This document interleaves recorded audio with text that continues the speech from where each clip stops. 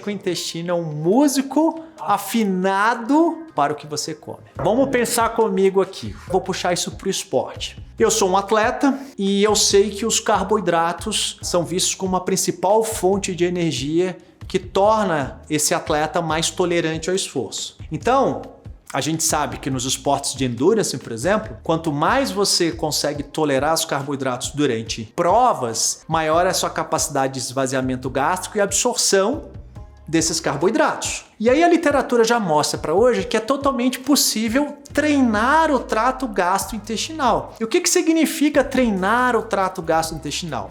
É você submeter esse organismo a um consumo frequente daquele nutriente, em especial os carboidratos, para primeiro, otimizar o processo de esvaziamento gástrico. A literatura mostra, se eu aumento o consumo de carboidratos, eu diminuo esse tempo que esse alimento, esse carboidrato, fica no estômago, ou seja, eu otimizo o esvaziamento gástrico, beleza? Chega no intestino. Esse intestino, ele é feito de transportadores de glicose e transportadores de frutose. Para ser específico, glicose é um transportador chamado de SGLT1 e frutose é um transportador chamado de GLUT5. Existe uma relação ótima de glicose e frutose que a gente consome. A literatura mostra. Eu não vou entrar em todos os milímetros desses mecanismos, mas quando a gente se expõe frequentemente a isso, a gente aumenta a população desses transportadores na borda em escova, ali nos meus enterócitos, minhas células intestinais. E um ponto interessante desse mecanismo,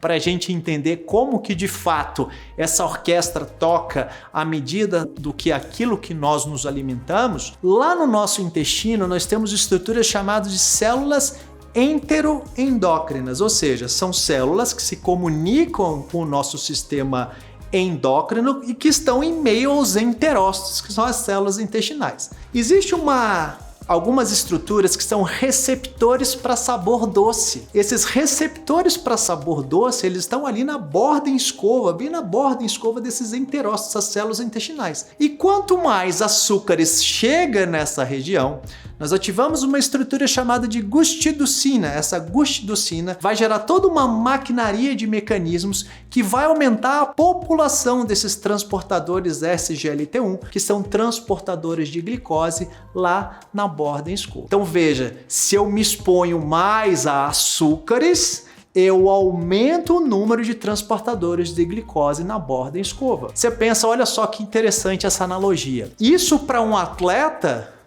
é excelente, mas para um obeso é péssimo, porque ele aumenta os transportadores desses carboidratos na borda em escova.